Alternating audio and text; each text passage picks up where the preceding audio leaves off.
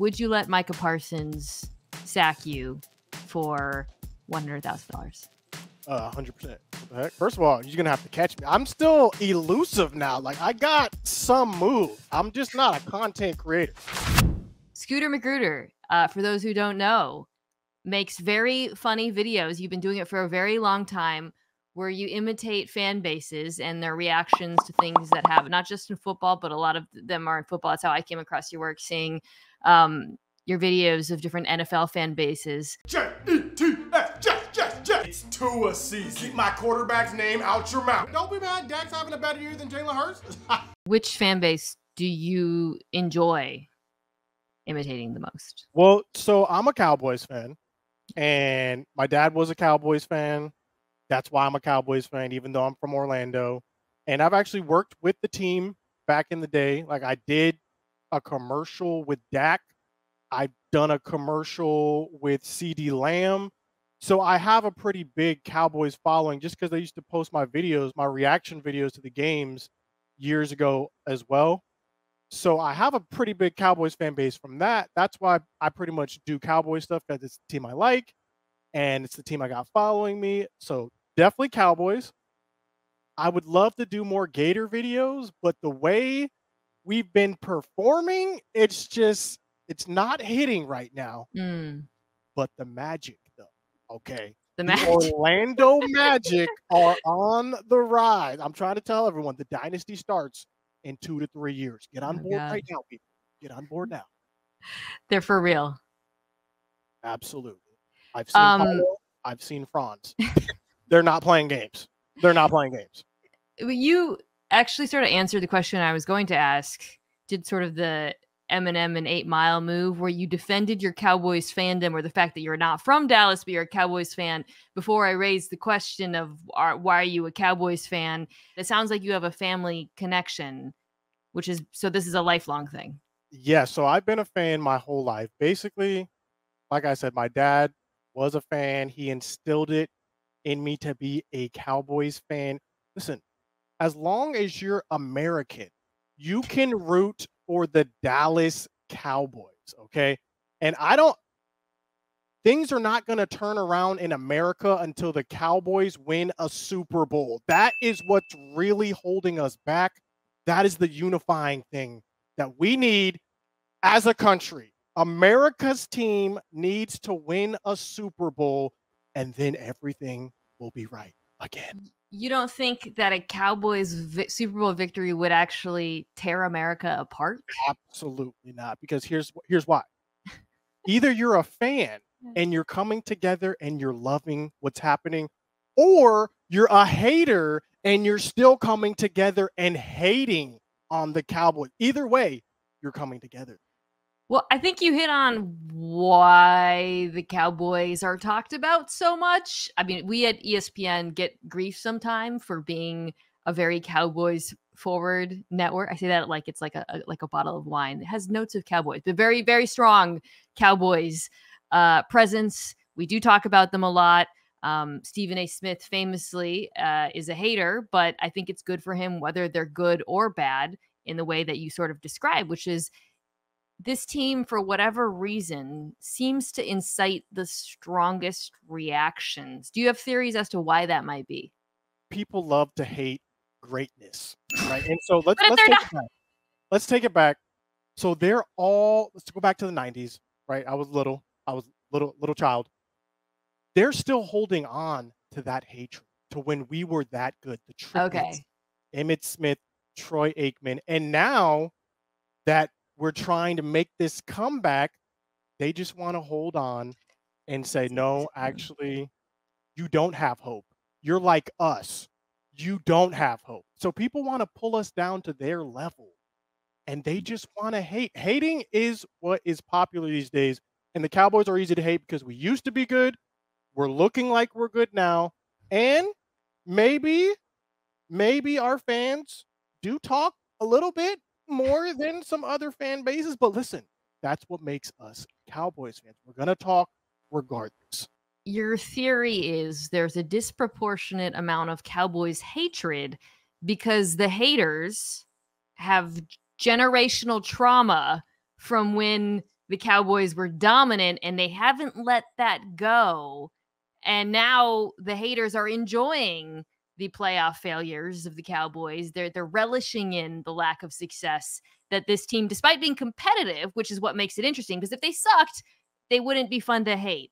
But you're saying it's almost like they're in that exact sweet spot where they're hateable because they're just good enough and they used to be great.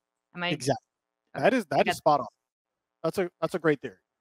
I like. Does the fact that they're good this year make you nervous? No, it does not make me nervous whatsoever. The 5-game stretch that we have coming up as well to end the season. At the beginning of the season, I was afraid of this stretch that we're about to go through. We got the Dolphins, we got the Bills, we play the Eagles this Sunday. Looking at it now, all of these games are winnable. The Lions don't scare me anymore. The Bills definitely don't scare me with the way they've been playing. The Eagles have barely won 7 of their games. I don't know. They should have at least 4 losses right now. So the Eagles don't even frighten me. Really, the only team that gives me any type of worry, the 49ers. I don't know what they are eating over there or what's in the water, but they are on something. But again, the playoffs, it's the great equalizer. So you never know. It's win or go home. We just have to beat them one time or have another team take them out. I'm not afraid, though. I think we're doing great. Mike McCarthy has the offense rocking and rolling. We're getting CeeDee Lamb the ball. Jalen Tolbert, explosive. Kavontae Turpin, explosive.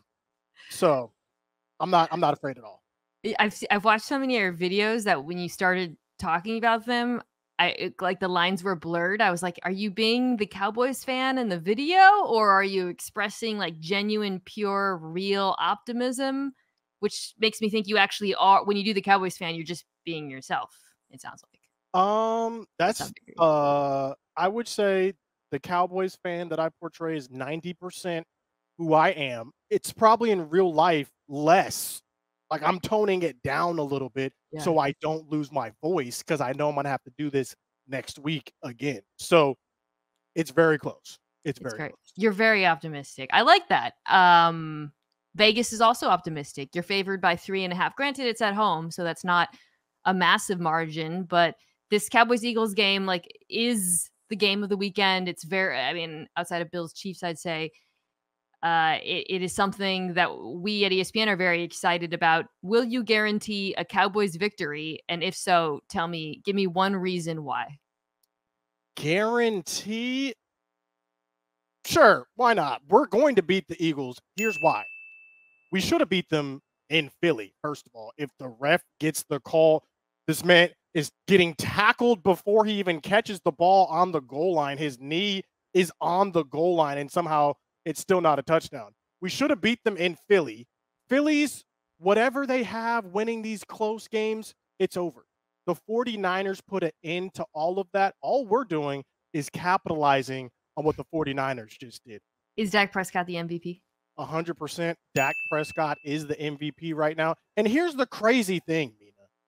There are Cowboys fans who still don't even want Dak as the quarterback, and he's going on a magical season right now, literally leading the league in multiple areas. Dak Prescott is the #1 MVP candidate in my book.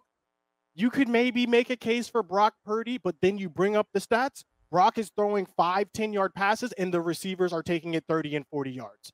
Dak is throwing the ball 40 yards. Dak is throwing the ball 30 yards down the field. So, to me, it's Dak.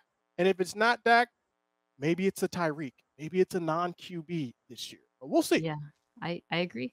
You're wearing a Micah Parsons jersey. He's in the podcast game, so he's a content creator as well these days. My question for you is, would you let Micah Parsons sack you for $100,000? 100%. What the heck? First of all, you're going to have to catch me. I'm still elusive now. Like, I got some moves. I'm just not a content creator.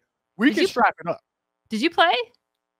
Listen, Florida intramurals, you don't want to see me.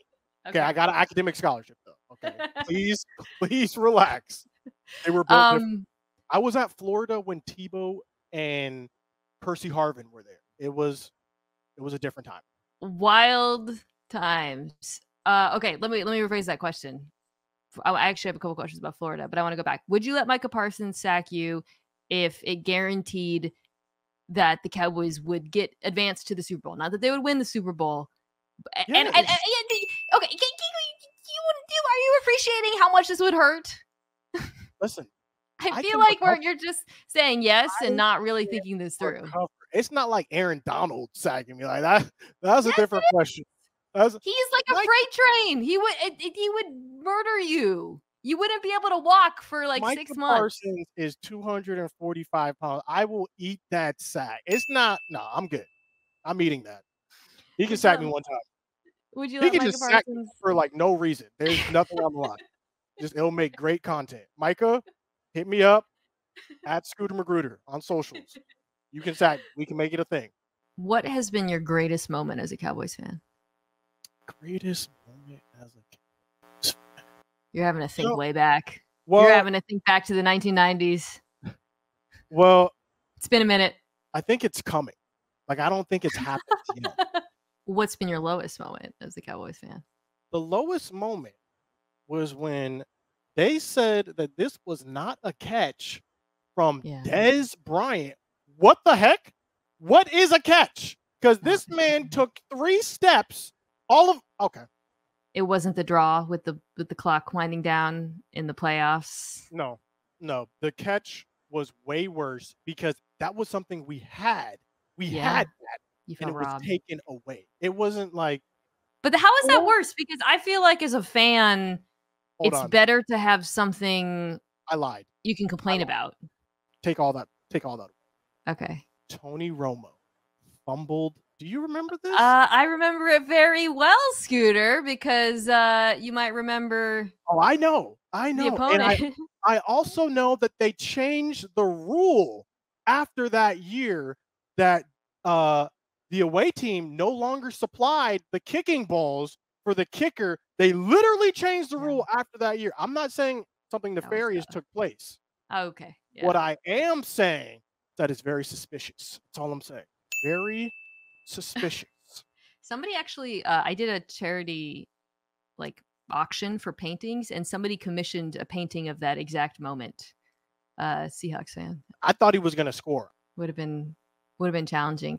So you are very known for imitating different fan bases, for, as you explained, doing exhaustive research into these fan bases. You know how they think, you know how they act. You probably see in the responses to your videos their tendencies. So I have a list of superlatives for different fan bases, and we're going to pick which fan base wins each award and why. Are you ready? Let's do it. This one is hard to give out because there's a number of contenders. Maddest online. That's easy. That's 100% the Eagles. The Eagles, first of all, I would like to thank Eagles fans because in addition to being a YouTuber content creator over these years, you develop hard skin. Like, there is nothing anyone can say or do online that will offend you. And the Eagles fans have made that even more so because they are saying ridiculous, outlandish things to me on a daily basis to the point where it's all just, I don't feel anything at this point. So they're definitely mad, even in victory. So you look at this game, they're booing their 10-1 team at halftime. So that just gives you an idea what we're dealing with. Okay, next one is, I feel like, most irrationally confident. My answer is just play that clip of Scooter talking about how the Cowboys are going to win all of their remaining games. You could just super get that. No. It does not make me nervous whatsoever. The 5-game stretch that we have coming up as well to end the season. Most irrationally confident. This year, if we're keeping it to this year, I'm going to have to go Texans because traditionally, the Texans are terrible. They are, but all of a sudden, CJ Stroud comes around, and next thing you know, It's the great hope. He's the best quarterback in Texas now, and he's all of these things. So, listen, I get it. He's having a great rookie year, great campaign. But let's pump the brakes a little bit. All right, we haven't done anything at year one. Okay, please relax. Well, that kind of leads me to, I think this is a hard one, sanest fan base. Okay, here's the thing. Packers fans are rational, but they're not like calm.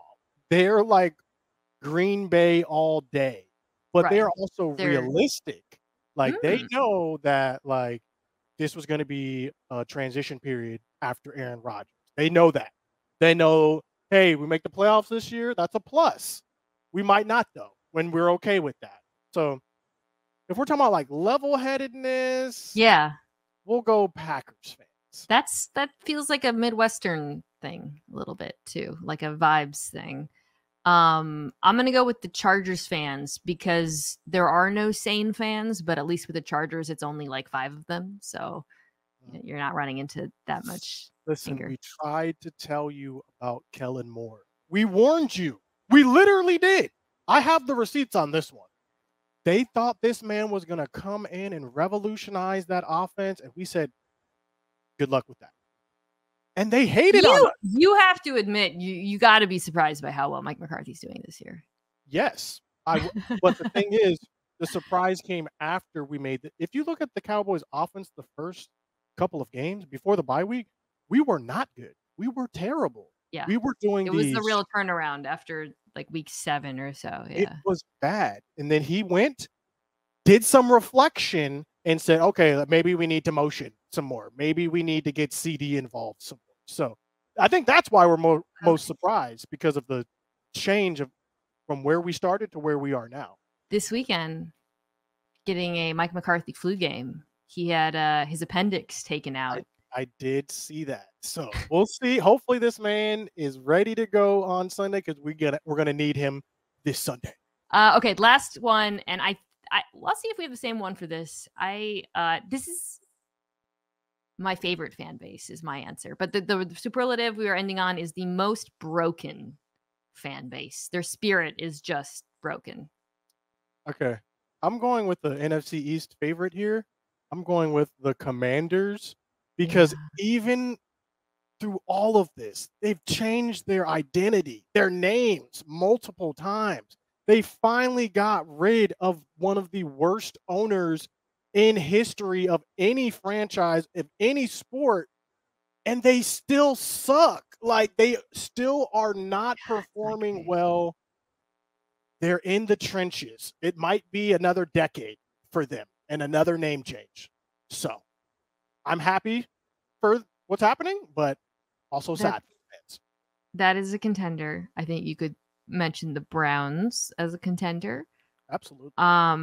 My answer, however, and I said this already, they're my favorite fan base, the Atlanta Falcons. They are a broken people.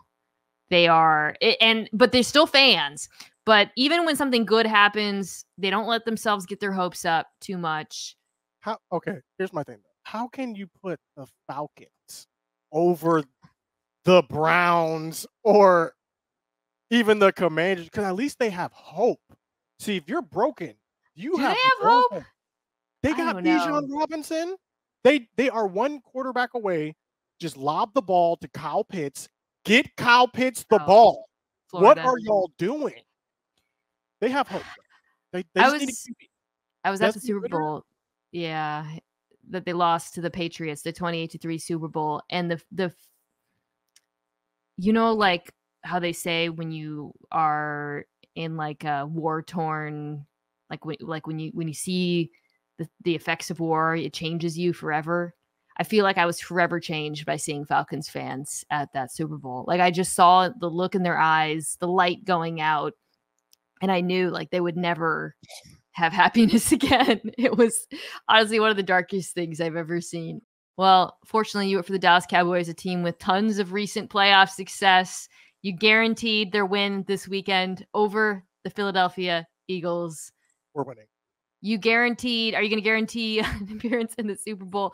I don't think so. You sound a little bit nervous about the San Francisco 49ers, but listen, I can't guarantee a Super Bowl appearance, but I will guarantee that we will beat down the Philadelphia Eagles, and I'm going to need at minimum a 2 on the power rankings for the Cowboys.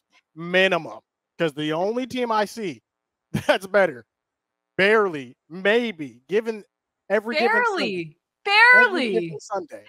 We'll see, though. Because look, they got 3 losses. The 49ers have 3 losses. Nothing signifies confidence than when you say any given Sunday.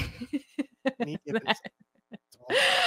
All right. Any Given Sunday, you can check him out on YouTube, where he is making fun of your fan base, his own fan base, himself, the world. Scooter Magruder, thank you so much for joining us here on the Mina Kimes Show. Micah Parsons, if you're watching, this man desperately wants you to sack him. Chill. I was just joking. I was just joking, Micah. You just do it. You just swing through.